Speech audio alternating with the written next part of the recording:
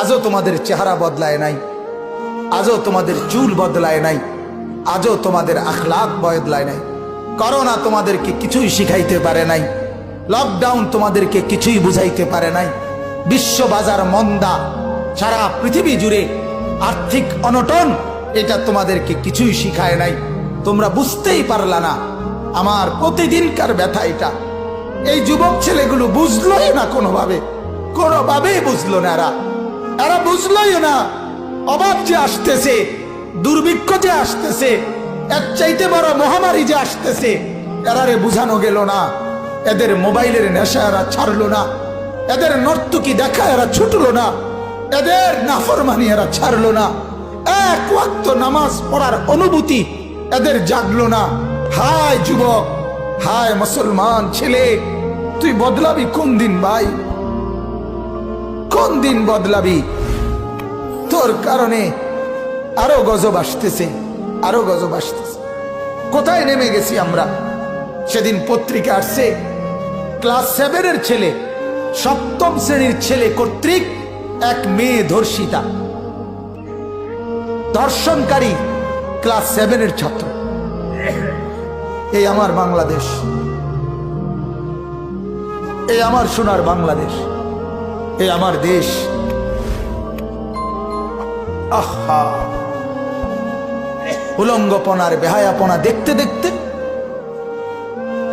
অস্থিরতার বেহায়াপনা দেখতে দেখতে যুবকগুলো বেসামাল হয়ে গেছে। আর মা বাপও হাল ছেড়ে দিছে, সবাই নিশ্চিন্ত হয়ে গেছে। আর কিছু লাগবে না, আর কিছু লাগবে না। শুধু টাকা দিয়ে সমাধান, শুধু বিল্ডিং দিয়ে সমাধান, শুধু ভিসা দিয়ে সমাধান, শুধু বিদেশের সমাধান, বিদেশ পাঠাইতে পারলে। আহা, আল্লাহ আমাদেরকে মাফ করে দেন, আল্লাহ আমাদের কলিজার মধ্যে বুঝ দান করেন। অনেক যুবক বুঝছো ভাইয়া, সবাইকে বলি, তোমরা আমার স্বজন, তোমরা আমার কলিজার সর্বোচ্চ মহব্বতের অংশ ভাই। যুবকদেরকে নিয়েই দিবারাত্রির সবচেয়ে বেশি ফিকির করি আমি। আমার কলিজার সবটুকু দরদ নওজোয়ান সাথীদেরকে নিয়ে। এই নওজোয়ানরা, আমি পরিষ্কার বিশ্বাস করেন, দিনের আলো যেমন দেখা যায়, আমি যেন পরিষ্কার দেখতেছি। এই আজকের 20-25 বছরের যুবক ছেলেগুলো, তাদের এই নাফরমানির কারণে তারা তাদের জীবনে মস্ত বড় অভাব তারা জীবনে দেখবে। বিশ্বাস করেন, এই কথা মনে রাখো। তোমরা যারা নামাজ পড়ো না, তোমরা যারা চরিত্রহীনতায় ডুবে আছো, এই তোমাদের বন্ধু আনিসুর রহমান বললাম, মস্ত বড় বিপদ, অভাব তোমরা সহ্য করতে হবে। 60 বছরের মুরব্বীরা চলে যাচ্ছে, 70-80 বছরের বয়স্করা চলে যাইতেছে কবরে। আগামীর সমাজ তোমাদের হাতে, আগামীর বাংলাদেশ তোমাদের হাতে, আগামীর পরিবেশ তোমাদের হাতে। আর তোমরা যদি দিবারাত্রি এক ওয়াক্ত নামাজ না পড়ো, তোমরা যদি একটা সেজদা না করো, তো তোমার হাতে যেই প্রজন্ম আসবে, তোমার বংশে পরবর্তীতে যেই ছেলেটা আসবে, মেয়েটা আসবে, আগামী 10 বছরের মাথায় তুমি বিয়ে করলে তোমারও তো সন্তান হবে, তোমারও তো বাচ্চা হবে। সেই বাচ্চাটা, সেই সন্তানটা কি করবে তুমি বলো?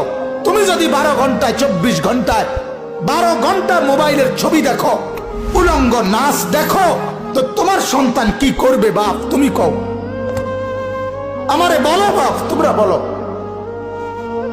তোমার উপরে রহম করো, আগামী প্রজন্মকে নিরাপদে বাঁচতে দাও, আগামী সমাজটাকে বাঁচতে দাও।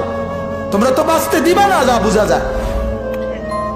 বেসামাল ছেলে পেলে, বেসামাল, একেবারে বেসামাল। আল্লাহ আমাদেরকে মাফ করে দেন। সবাই আল্লাহকে ভুলে গেছি আমরা, সবাই আখিরাত ভুলে গেছি। লাভ লোকসান, পাওয়া না পাওয়া, সব দুনিয়া, সব দুনিয়া। এজন্য আমার নওজোয়ান বন্ধুরা, এত শত যুবক দেখে আমি বললাম এ কথা। তোমাদের কাছে আমার অনুরোধ, তুমিও কষ্ট পাবা, আর তোমার হাতে সামনে যেই প্রজন্ম আসবে তারাও কষ্ট পাবে। এটা আমার প্রতিদিনকার কথা। আমি যদি আরো 100 বছর হায়াত পাই, আমাকে তাই বলতে হবে, এ কথাই ঘুরে ঘুরে বলতে হবে। একথাই বলতে হবে। আজ যুবকদের, আজ মা বোনদের বেপরদিগির থেকে বাঁচাবার জন্য কারো কাছে কোনো উদ্যোগ নাই, কারো কাছে নওজোয়ানদের জন্য চরিত্র সংশোধনের কারো কোনো ফিকির নাই, কারো কোনো ফিকির নেই। বরঞ্চ সবার ফিকির দুনিয়ার মধ্যে, নেশার মধ্যে কি পরিমাণ ডুবে যায়, এই পরিমাণ নোংরা এরা হয়ে যায় যুবকের, এরা হয়ে যায় যুবতী নারীর, আমাদের মা বোন মেয়েদের এরা হলো মডেল। এদের মতো কাপড়, এদের মতো থ্রি পিস, এদের মতো চুলের কাটিং, এদের মতো ওড়নার কাটিং, এদের মতো স্কার্ফ, এদের মতো গহনা, এদের মতো হাঁটা চলার ঢং আমাদের মেয়েরা অনুসরণ করে। যারা এই পরিমাণ নিকৃষ্ট নর্তকী, যে যাদের ঘর আর মদের আড়ত